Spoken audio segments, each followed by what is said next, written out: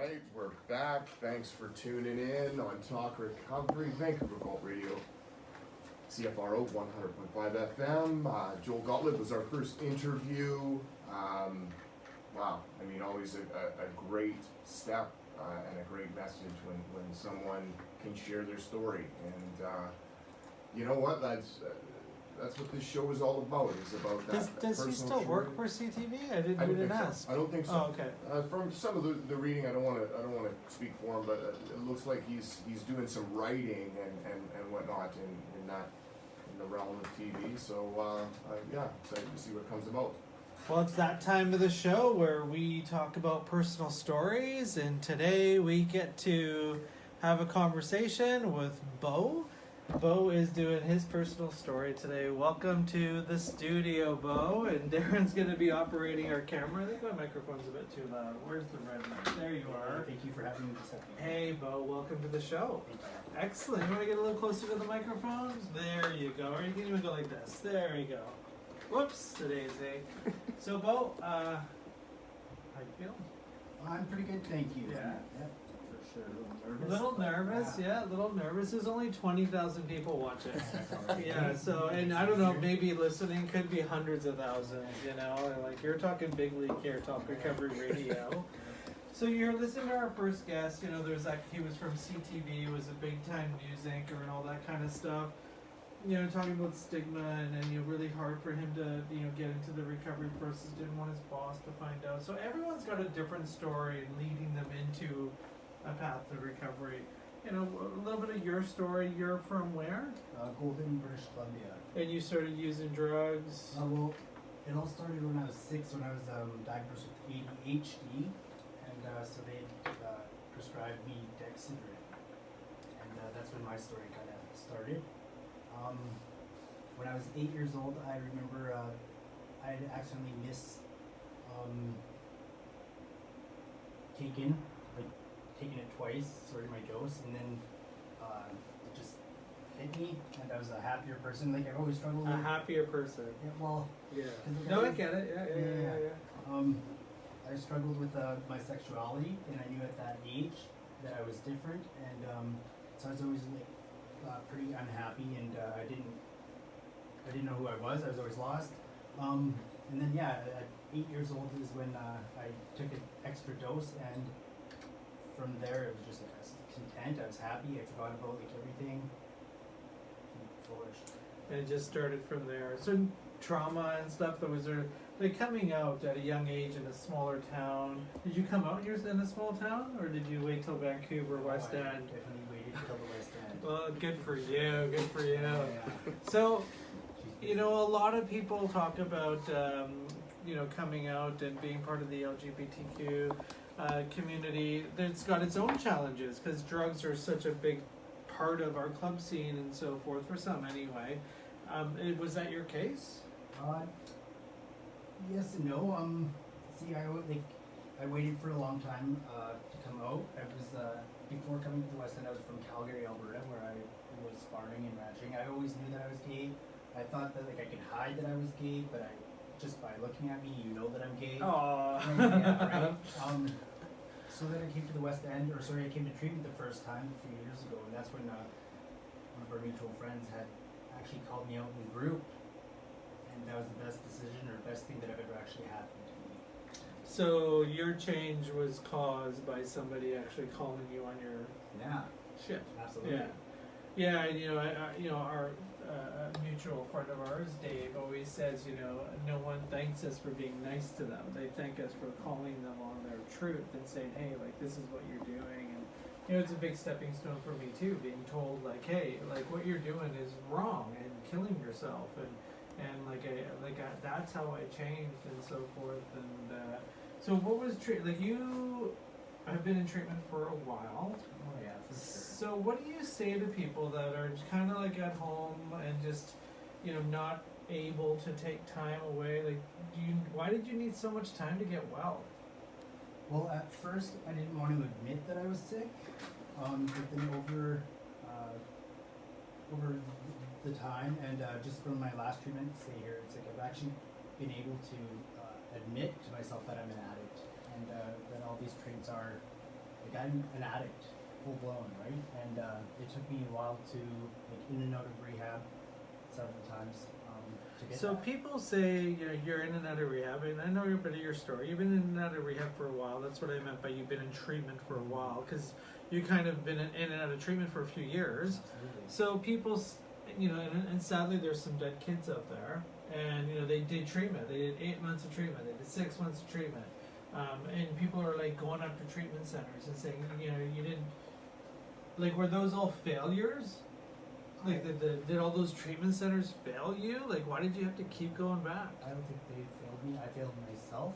I never took it serious, and I'm very lucky to be where I'm at today, right? Because there are people out there dying, and I didn't want to I didn't put the work in that you need to put the work in. So you could have got clean in the first one that you 100%. went to. Yeah. Absolutely. There's an article out in the paper today, you know, about you know, a 20-something-year-old person who passed away, and you know, there's that whole conversation of like, yeah, he did treatment and now he's dead, and you know, it's all really sad and stuff, but it's almost like, you know, in the article it says, you know, we shouldn't put blame on the people, and it's really weird. Like when I talk to somebody that's alive and somebody that's, you know, gone through this, it's like, yeah, no, I failed myself, but you could never say that to, you know, somebody's mom, you know, and it's just I think that's the communication problem that's really causing a lot of deaths. It's like we're not talking real. Like you just said, you failed yourself, you know, and it's just you could have done it, you know, and I know, because I know from experience, I can say this with passion, because I've relapsed after rehab, like a week after rehab, and it's like, it's my fault. You know what I mean? It's just like I went up to the elevator and bought the dope, you know, like it's nobody failed me. And I think, you know, there's this thing in healthcare where we've forgotten that people have a responsibility to their own health. Absolutely. Have you taken responsibility for your own health? I would like to think that I have now, yeah.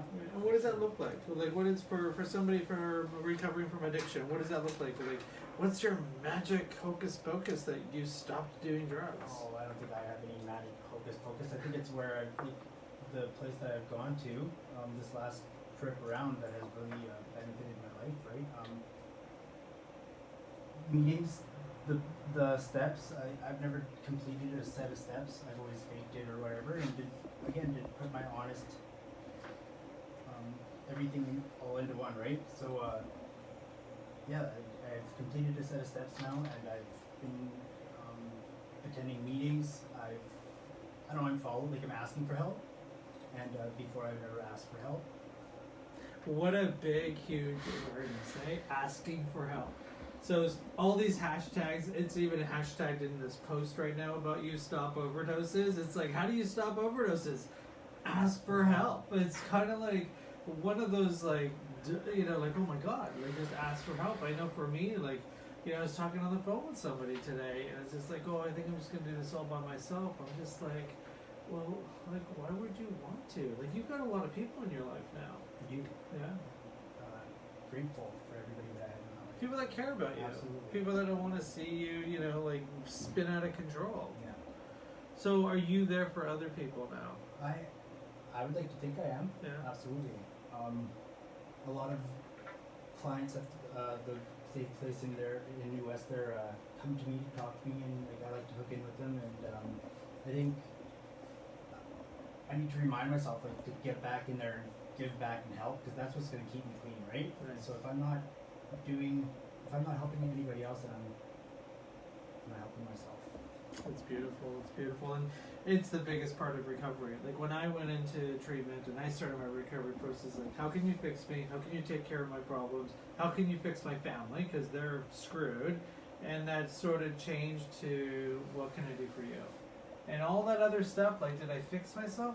I'm still kind of broken. You know what I mean? And it's like, it's just that idea of how can I help somebody else. And, you know, there's, I was talking to somebody a couple of days ago, and they had some crisis going on in their life, and it was all about personalities and people. It really, you know, 24-hour soundbite in the mind, you know, just a crazy day, but it's not like anything to ruin your life over. And it's kind of like, you know what, the only thing you can do is take some new person out for coffee and listen to them. That's the only thing that's going to solve your problem today, because the problem you have isn't solvable. It's not. And it's like, you'll never fix people, places, and things. And, you know, it's just amazing. So, I want to talk about Clean, Sober, and Proud. You were part of Clean, Sober, and Proud this year. What did that mean to you, and what was that like for you? You know, you came out of the closet at a late age, and here you are, you know, bars, drinking, sober dance. Yeah, so first of all, Clean, Sober, and Proud is amazing. Absolutely amazing. For me, myself,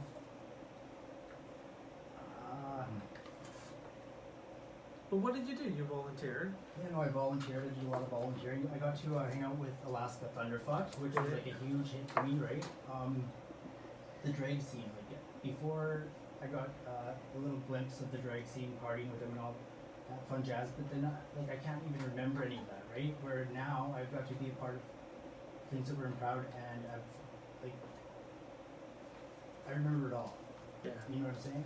So what does it mean to me? It's just dreams come true, Yeah. and you just gotta work for it.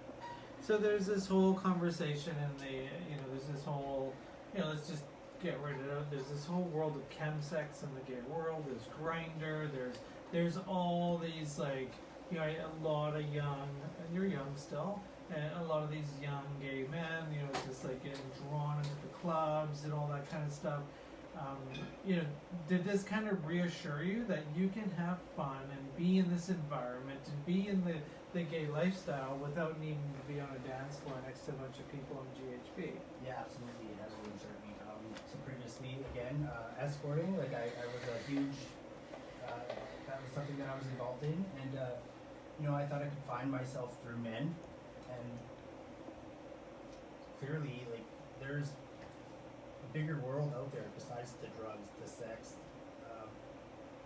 the rock and roll, I don't know, GHB, like, there's... And I mean, getting through that, Mhm. like, what was it to get through that? Because there's a lot of guys out there that are having a hard time, and I know you had a hard time getting through it. Oh, And I really appreciate your honesty, like, talking about it. Straight up, thank you. I still struggle with it. Like I gotta talk to my support group and run them my ideas or whatnot, and then they put me right in place, right? They're working the program, because otherwise I'm still out there like, falling back into that little party scene or whatever, right? Whereas I will always have to reach out and talk about how I'm feeling or what I'm doing, because there will be consequences for me to pay, right? Yeah. And you can absolutely have fun without using drugs, and then So you excited for Clean, Sober, and Proud next year? I would like to see a bigger stage, some more girls, you know. Yeah, okay. Well, we'll think about that. Yeah, we'll think about that. So, you know, what's in store for you now? You're how many months clean are you? So I just took my 7 months. Yay, 7 months clean. Congratulations. And it's a big deal. Some people can't even get a day clean or a couple of hours clean. And, I mean, how did it feel coming down here? So in the downtown east side, we parked in front of Insight because that's where the parking spot available was.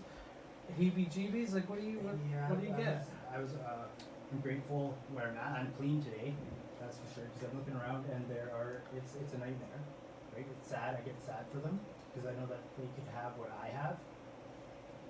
Pretty easily too. Absolutely. So I don't know. I'm in a safe place today. I don't. So you moved here from Alberta a couple years ago. Yeah, back and forth. Back and forth, okay. And so, I mean, Calgary's getting their own kind of skid row as well and all that kind of stuff. So, I mean, the first time you came down here, what was your thoughts? Like down here, did you ever use down here? No, I haven't ever used down here. Oh, good for you. Maybe in the West End, but like not on where we're at today, right? Okay. And I don't think I'd be scared to use down here. It's pretty ugly out there, right? Absolutely. And I think all addiction is ugly, but I'm just saying like where I'm at right now on the sidewalks, that I don't want to just mess around with it. Pretty easy to get there. Absolutely. Yeah, just like one One day choice, using one bad right choice. back, one bad choice. Well, I really appreciate you coming on the show. It's been great. Do you have any final notes for anybody that may be listening, having a tough time, wanting to stay? I do. All I have to say is reach out. There is a better life waiting for you. Just go to a meeting, reach out, and talk. And the world is at your fingertips. Yeah. Thank you for having me. Well, I wish you all the best. I see a bright future for you and all that. And thanks for all your help volunteering for Clean, Sober, and Proud. If you're wondering what Clean, Sober, and Proud is, because we've been talking about it, it's a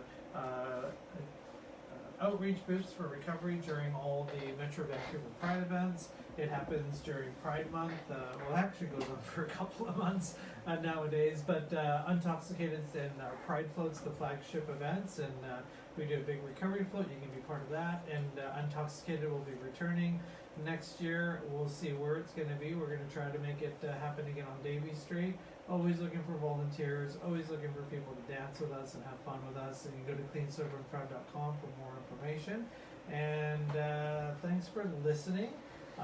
Talk Recovery Radio. So thank you very much for being on the show, Beau. Appreciate that. And don't forget, this show is brought to you by New West Recovery, which is made up of Last Door Recovery Society in Westminster House.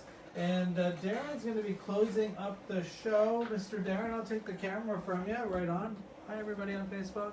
Yeah, Oops. again, another. Whoops, 1 second, Darren. I got you off there. Turn my mic on. There's There your it is. microphone, sir. Yeah, once again, another thanks to Beau and Joel Gottlieb, our guests today on Talk Recovery, for sharing their story and, you know, putting down all of that potential shame, embarrassment, stigma, you know, just breaking through, you know, your own personal privacy to hopefully connect and attach to one listener that can identify with the struggles. Yeah, great show. Thanks for tuning in. Thanks for watching, all you Facebook people. Storm Boy Xavier Rudd was the very first song that we played. Next up, Steve Broccoli. Check him out, Canadian folk singer. Check him out. This is Belong. Catch you next Thursday, everyone.